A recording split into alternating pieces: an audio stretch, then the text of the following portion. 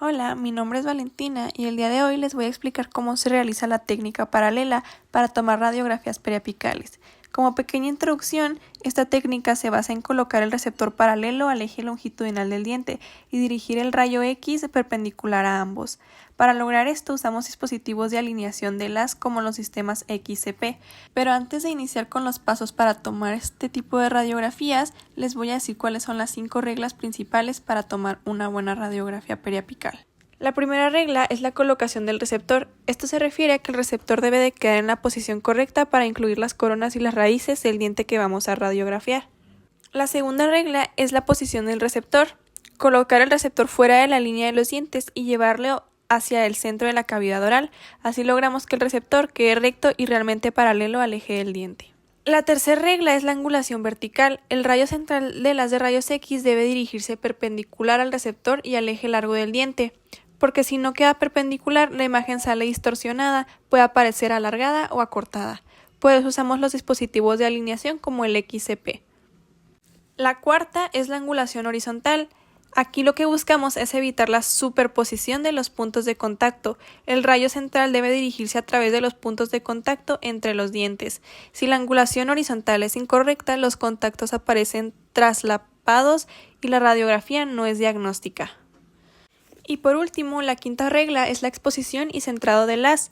El haz de rayos X debe quedar exactamente centrado en el receptor para asegurarnos que toda el área quede expuesta. Si no centras el haz en el receptor, la radiografía saldrá incompleta.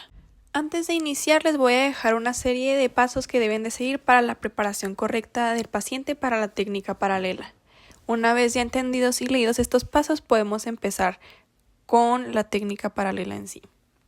Bueno, para comenzar, el primer paso sería seleccionar el receptor adecuado. En dientes anteriores usar un tamaño 1, colocación vertical, y en dientes posteriores usar un tamaño 2, colocación horizontal.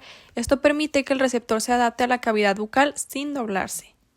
El paso 2 sería armar el dispositivo de alineación de haz, XCP. En dientes anteriores el instrumento es azul, posteriores es amarillo y en aleta de mordida es rojo. El XCP tiene un bloque de mordida, un brazo indicador y un anillo localizador. El anillo siempre se coloca paralelo al receptor y servirá para alinear el cono. Paso 3 sería colocar el receptor en la boca. Aquí aplicaremos el principio clave, el receptor debe ir paralelo al eje del diente. El receptor no se coloca pegado al diente porque la anatomía de la boca lo curva. En vez de eso lo colocamos más hacia el centro de la boca, alejándolo un poco del diente. Ese alejamiento permite que quede paralelo al eje del diente. El paso 4 sería alinear el rayo central. Aquí es donde la técnica toma su nombre, ángulo recto o cono largo. Para alinear el rayo central, acercas el cono hacia el anillo XCP. Lo alineas de forma que quede tocando o muy cerca del anillo. Esto va a garantizar el ángulo recto. El rayo central debe ser perpendicular al receptor y al diente porque evita la distorsión, evita acortamientos o alargamientos y produce una imagen más precisa. El paso 5 es usar una distancia larga del cono. Estas son 16 pulgadas. Porque el cono debe de ser largo, porque el receptor está lejos del diente, esa distancia produce magnificación. Para compensarlo, se aumenta la distancia foco-receptor usando un cono largo. Los resultados serían menos magnificación, mejor definición y la imagen más fiel.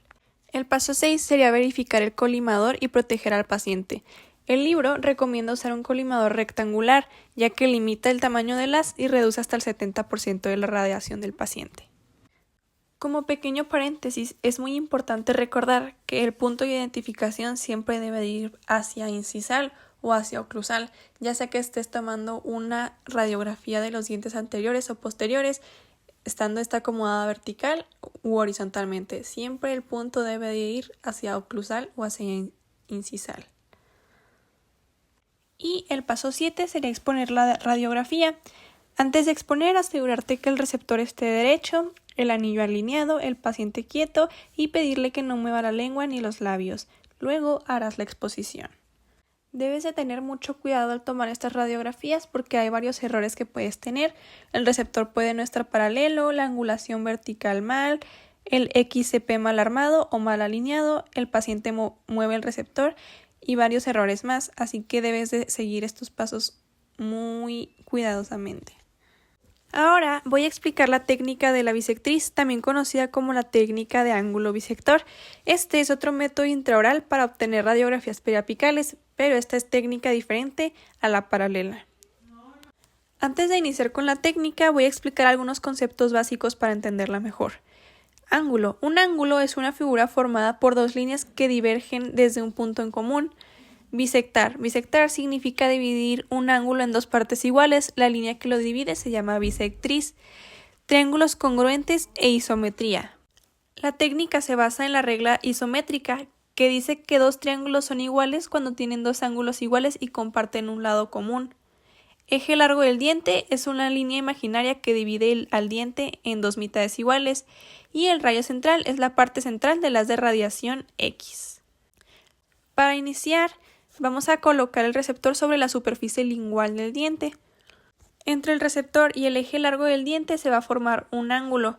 Visualizo mentalmente una línea que divide ese ángulo en dos partes iguales, esa sería la bisectriz imaginaria. El rayo central se debe dirigir perpendicular a 90 grados a esa bisectriz. Al hacer esto correctamente se forman dos triángulos iguales y la imagen tendrá la misma longitud que el diente real. Si la bisectriz se respeta, la imagen será precisa. Después seguimos con la colocación del receptor.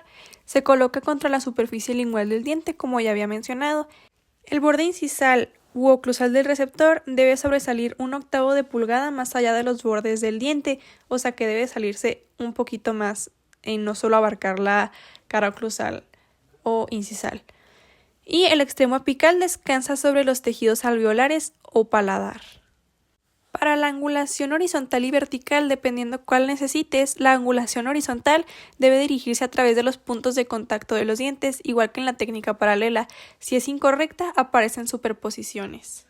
Y en la angulación vertical, en la técnica bisectriz, la angulación vertical se basa en la bisectriz imaginaria. El rayo central se dirige perpendicular a la bisectriz. Al igual que la otra técnica, esta también tiene sus 5 reglas básicas que son prácticamente lo mismo, solo cambiando algunas cosas con respecto a las angulaciones. La primera regla, que era la colocación del receptor, el receptor debe cubrir el área prescrita del diente a examinar. La segunda, posición del receptor, el receptor se coloca contra la superficie lingual del diente con 1/8 de pulgada sobresaliendo más allá del borde incisal u oclusal. La angulación vertical, debo dirigir el rayo central perpendicular a la bisectriz imaginaria que divide el ángulo entre el eje del diente y el receptor. La angulación horizontal, el rayo central debe dirigirse a través de las áreas de contacto. Y por último, el centrado del haz. El haz debe quedar centrado en el receptor. Si no se centra, ocurre el corte de cono. Ahora vamos a seguir el procedimiento paso a paso. Preparar al paciente, su posición, cabezal, retirar objetos y colocar delantal. Preparo el equipo y ajusto los factores de exposición y sigo una secuencia de exposición, primero dientes anteriores, maxilar y mandíbula y luego los posteriores.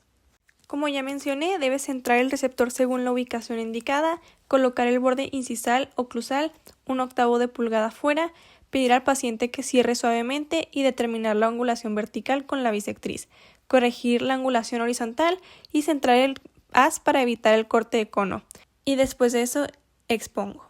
En resumen, esta técnica es útil cuando la anatomía no permite la técnica paralela, pero tiene más desventajas, una mayor distorsión y errores de angulación. Igual aquí te voy a dejar los rangos recomendados para la angulación vertical de la técnica bisectriz. Y con esto concluirá la explicación de las dos técnicas. Espero que haya quedado lo más claro posible y muchas gracias por su atención.